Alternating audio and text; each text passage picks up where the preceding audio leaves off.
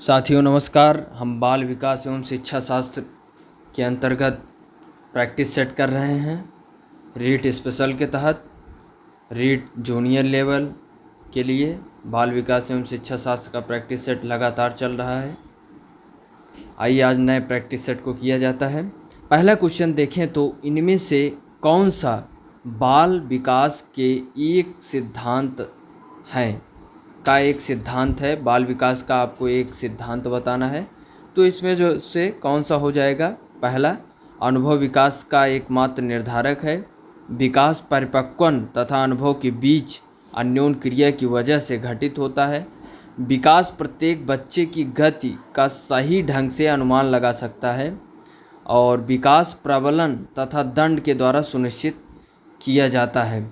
तो विकास परिपक्वन तथा अनुभव के बीच अन्योन क्रिया की वजह से घटित होता है। तो अगले क्वेश्चन की यदि बात करें हम तो बहुबुद्धि के सिद्धांत के संदर्भ में एयरफोर्स पायलट बनने के लिए निम्नलिखित में से कौन सी बुद्धि की आवश्यकता होती है। तो पायलट में गतिक बुद्धि लगती है, तो इसमें जो है न भाषिक होगी न अंतःवैयक्तिक होगी, इसमें गतिक बुद्धि का प्रयोग होता है क्योंकि पायलट हवाई जहाज को क्या करता है, हवा में गतिशील अवस्था में रखता है। अगले क्वेश्चन की यदि हम बात करें तो संरचनाओं में से किस शिक्षा का अधिकार यानी संरचनाओं में से शिक्षा का अधिकार अधिनियम 2009 किसकी वकालत करता है। तो पृथक्करण, मुख्य धारा शिक्षण, एकीकृत शिक्षण, समावेशी शिक्षा। तो सबसे उपयुक्त विकल्प समावेशी शिक्षा। अगले क्वेश्चन की बात करें तो हम सभी अपनी बुद्धि, प्रेरणा, अभिरुचि आदि के संदर्भ में भिन्न होते हैं। यह सिद्धांत किसने दिया। तो हम सभी भिन्न भिन्न होते हैं बुद्धि से, प्रेरणा से, अभिरुचि से। तो यह वैयक्तिक भिन्नता का क्या उपयुक्त विकल्प हो जाएगा, वैयक्तिक भिन्नता से संबंधित होता है। अगले क्वेश्चन की बात करें तो राष्ट्रीय पाठ्यचर्या की रूपरेखा 2005 में गुणवत्ता आयाम शीर्षक के अंतर्गत अधिक महत्व दिया गया है। तो किसका महत्व दिया गया है, बालकों के संरचना यानी बालकों के लिए संरचित अनुभव एवं पाठ्यक्रम सुधार को लेकर जो है इसकी चर्चा की गई है। तो इसमें उपयुक्त विकल्प हो जाएगा हमारा डी। तो अगले क्वेश्चन की बात करें यदि हम तो अगला क्वेश्चन है कि निम्नलिखित में से कौन से कारक अधिगम को प्रभावित करते हैं। तो कौन से कारक अधिगम को प्रभावित करते हैं। तो इसमें हो जाएगा विद्यार्थी की अभिरुचि, विद्यार्थी की सांवेगिक स्वास्थ्य, शिक्षा शास्त्रीय रणनीतियाँ, विद्यार्थी का सामाजिक एवं सांस्कृतिक संदर्भ। तो अधिगम को प्रभावित करता है तो इसमें जो है सभी यानी विद्यार्थी की अभिरुचि, विद्यार्थी का सांवेगिक स्वास्थ्य, शिक्षा शास्त्रीय रणनीतियाँ, विद्यार्थी का सामाजिक एवं सांस्कृतिक संदर्भ, तो यह सभी अधिगम को प्रभावित करते हैं। अगले क्वेश्चन की बात करें तो राष्ट्रीय पाठ्यचर्या की रूपरेखा 2005 में बातचीत की गई है। तो किसकी बातचीत की गई है, ज्ञान का विकास किया जाए, शिक्षण के लिए सुव्यवस्थित पाठ्यक्रम निर्धारित किया जाए। तो यह जो है NCF 2005 में बातचीत की गई है। अन्य विकल्प उतने उपयुक्त नहीं है कि विद्यार्थी केंद्रित से अध्यापक केंद्रित की ओर, शैक्षिक केंद्र से विषय केंद्र की होने पर। यदि इसमें यह होता कि अध्यापक केंद्रित से विद्यार्थी केंद्रित की ओर तो यह विकल्प भी सही होता हमारा। अगले क्वेश्चन की यदि बात करें तो कौन सा शब्द दूरदर्शिता के लिए दिया गया है। तो हाइपरोपिया यानी हाइपरोपिया यानी दूर की वस्तुएं या दूर के सिस्टम को दूरदर्शिता के लिए यह उपयुक्त शब्द है, दूरदर्शिता के लिए यह प्रयोग किया जाता है। अगले क्वेश्चन की यदि बात करें, जब एक निर्योग्य बच्चा पहली बार विद्यालय आता है तो शिक्षक को क्या करना चाहिए। तो शिक्षक को क्या प्रवेश परीक्षा लेनी चाहिए कि बच्चे की निर्योग्यता के अनुसार उसे विशेष विद्यालय में भेजने का प्रस्ताव देना चाहिए, उसे अन्य विद्यार्थियों से अलग रखना चाहिए, या फिर सहकारी योजना विकसित करने के लिए बच्चे के माता पिता के साथ चर्चा करनी चाहिए। तो यह एक निर्योग्य बच्चा जब पहली बार आता है तो उसे सहकारी योजना विकसित करने के लिए माता पिता के साथ चर्चा करनी चाहिए। अगले क्वेश्चन की बात करें तो 16 PF का प्रयोग किसके मापन हेतु किया जाता है। तो व्यक्तित्व मापन हेतु जो है यानी 16 पर्सनालिटी फैक्टर जो है ये व्यक्तित्व मापन से संबंधित है। अगले क्वेश्चन की बात करें तो एक भावात्मक रूप से संतुलित छात्र, तो एक भावात्मक रूप से संतुलित छात्र कैसे संबंधित होगा? कक्षा कक्ष में अपने सहपाठियों से मैत्रीपूर्ण सहसंबंध रखता है, तो एक भावात्मक रूप से वह संतुलित छात्र है।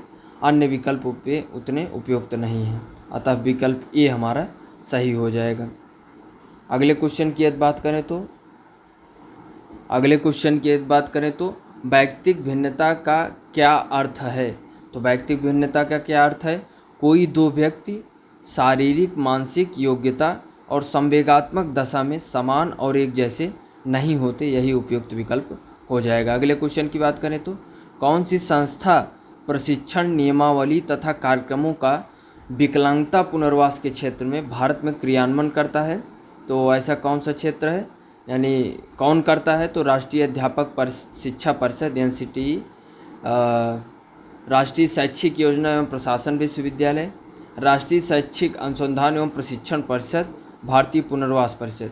तो कोई भी यह भारतीय पुनर्वास परिषद विकलांगता पुनर्वास के क्षेत्र में क्रियान्वयन करता है, तो यह जो है भारत में पूरी तरीके से इसके लिए प्रतिबद्ध है। अगले क्वेश्चन की बात करें तो बच्चे की विकास के सिद्धांतों को समझना शिक्षक की सहायता करता है, तो शिक्षार्थियों की भिन्न अधिगम शैलियों को प्रभावी रूप से संबोधित करने में ये जो है समर्पित रहता है। अगले क्वेश्चन की बात करें तो करके सीखना, यानी करके सीखना तब होता है जब अधिगम निम्न होता है, तो शिक्षक केंद्रित, प्रासंगिक और व्यवहारिक, निष्क्रिय और सैद्धांतिक, रटना या शिक्षाप्रद। तो करके सीखना तब होता है जब अधिगम प्रासंगिक और व्यवहारिक हो, तो ये बहुत महत्वपूर्ण हो जाएगा। अगले क्वेश्चन की बात करें तो TAT द्वारा बनाया गया था, तो ये किसके द्वारा बनाया गया था? मूरे महोदय के द्वारा बनाया गया था TAT। तो TAT यानी थेमेटिक अपरसेप्शन टेस्ट यानी शारीरिक अंतर्बोध परीक्षण जो है ये CD मॉर्गन तथा SA मूरे ने इसका जो है प्रतिपादन किया था। यह परीक्षण प्रक्षेपीय ढंग से व्यक्तित्व मापन की एक विधि है, यह बहुत महत्वपूर्ण है। तो अगले क्वेश्चन की बात करें तो सतत व्यापक मूल्यांकन दर्शाता है, तो यह जो है दोनों यानी शैक्षिक और सह-शैक्षिक दोनों क्षेत्रों को अपनाता है। तो अगले क्वेश्चन की बात तो संज्ञान किस बुद्धि के सिद्धांत का हिस्सा है? तो संज्ञान किस बुद्धि के सिद्धांत का हिस्सा है? फ्लूइड तथा क्रिस्टलाइज का सिद्धांत और गिलफोर्ड का समूह कारक सिद्धांत, गिलफोर्ड का सिद्धांत, प्रतिदर्श सिद्धांत। तो इसमें जो है हो जाएगा गिलफोर्ड का सिद्धांत, संज्ञान की बुद्धि का सिद्धांत इन्होंने दिया है। तो अगले क्वेश्चन की बात करें तो किस प्रकार का मूल्यांकन पठन की भूमिका यानी पठन की कमियों का पता लगाने के लिए प्रयुक्त होता है? तो नैदानिक जो मूल्यांकन है यह पठन की कमियों का पता लगाने के लिए किया जाता है। अगले क्वेश्चन की बात करें, जब सोचने की प्रक्रिया किसी भाषा द्वारा प्रभावित होती है तो ऐसी स्थिति को क्या कहा जाता है? सांस्कृतिक प्रभावित, संस्कृति प्रभावित, भाषा निर्धारणात्मक, संज्ञानात्मक पक्ष, सामाजिक भाषाई उद्धृत। तो इसमें जो है जब सोचने की प्रक्रिया किसी भाषा द्वारा प्रभावित होती है तो भाषा निर्धारित ऐसी स्थिति को कहा जाता है। तो अगले क्वेश्चन की बात करें तो एक मेधावी छात्र अध्ययन में बेहतर है, उपलब्धि हासिल नहीं कर पा रहा है, तो शिक्षक को निम्न में से उसके लिए कौन सी गतिविधि अपनानी चाहिए? तो उसकी कम उपलब्धि के कारणों का पता करना और उसका निवारण करना, यह सबसे उपयुक्त विकल्प हो जाएगा। अगले क्वेश्चन की बात करें तो आपकी कक्षा में एक विद्यार्थी झूठ बोलने की आदत है, यानी उस विद्यार्थी की झूठ बोलने की आदत है, तो आप उसके साथ कैसा व्यवहार करेंगे? उसे सज़ा देंगे, झूठ न बोलने के लिए कहेंगे, उसकी उपेक्षा करेंगे, उसे विश्वास में लेंगे एवं परामर्श देंगे? तो उसे आप अच्छा शिक्षक उसे विश्वास में लेगा और परामर्श देगा। अगले क्वेश्चन की बात करें, अगर आपको पता चले कि वह छात्र बुद्धिमान है तो आप क्या करेंगे? उसे प्रेरित करेंगे, उसे अपने साथ खुश रखेंगे, उसे अतिरिक्त गृह कार्य देंगे, उसे प्रेरित करेंगे ताकि वह अधिक प्रगति कर सके। इस तथ्य के बारे में उसके माता पिता को सूचित करेंगे कि वह बुद्धिमान है, तो इसमें सबसे उपयुक्त विकल्प हो जाएगा उसे प्रेरित करेंगे ताकि वह अधिक प्रगति कर सके। अगले क्वेश्चन की बात करें तो कौन सा मूल्यांकन के त्रिकोण का भाग नहीं है, यानी शैक्षिक उद्देश्य, मूल्यांकन, अधिगम अनुभव, यह सब मूल्यांकन के त्रिकोण प्रकार हैं। शिक्षण अनुभव ये जो है मूल्यांकन की प्रक्रिया के अंतर्गत नहीं आती, क्योंकि शिक्षण अनुभव शिक्षक के लिए महत्वपूर्ण होता है।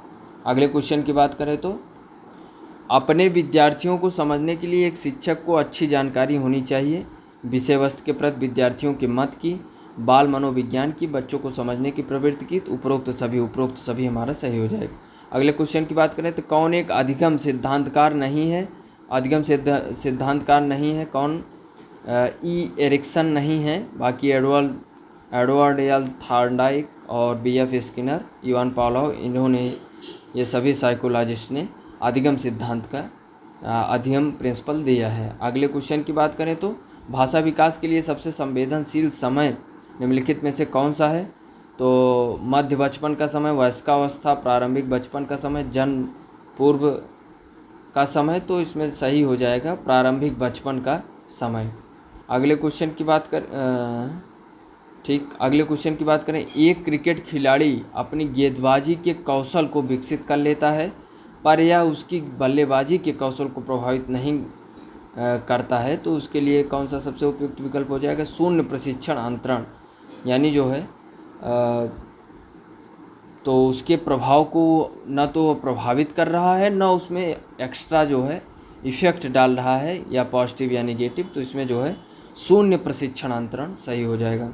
अगले क्वेश्चन की बात करें, जब शिक्षिका कक्षा के अन्य शिक्षार्थियों के साथ समूह गतिविधि में दृष्टिबाधित शिक्षार्थियों को शामिल करती है तब यह क्या करती है, समाहित शिक्षा की मूल भावना के अनुसार कार्य करती है, जो हमारी समावेशी शिक्षा का मूल मंत्र है, तो उसके अनुरूप वह कार्य करती है। अगले क्वेश्चन की बात करें तो कौन सा कथन सतत व व्यापक मूल्यांकन के लिए सही नहीं है, यह एक विद्यालय आधारित मूल्यांकन है, या विद्यार्थियों में तनाव को कम करता है, इसमें नंबरों के स्थान पर ग्रेड का प्रयोग होता है, इससे शिक्षकों पर बोझ बढ़ता है, तो ये जो है सतत एवं व्यापक मूल्यांकन का उपयुक्त विकल्प नहीं आता, डी से गलत हो जाएगा हमारा, डी इसमें सही विकल्प होगा, इससे शिक्षकों पर बोझ बढ़ जाता है, तो यही हमारा क्या है, सही है। तो ये रहा हमारा रीट स्पेशल के तहत बाल विकास एवं शिक्षा शास्त्र के अंतर्गत हमने प्रैक्टिस सेट 30 क्वेश्चनों के किया। आगे भी हम प्रैक्टिस सेट करते रहेंगे। धन्यवाद। जय हिंद।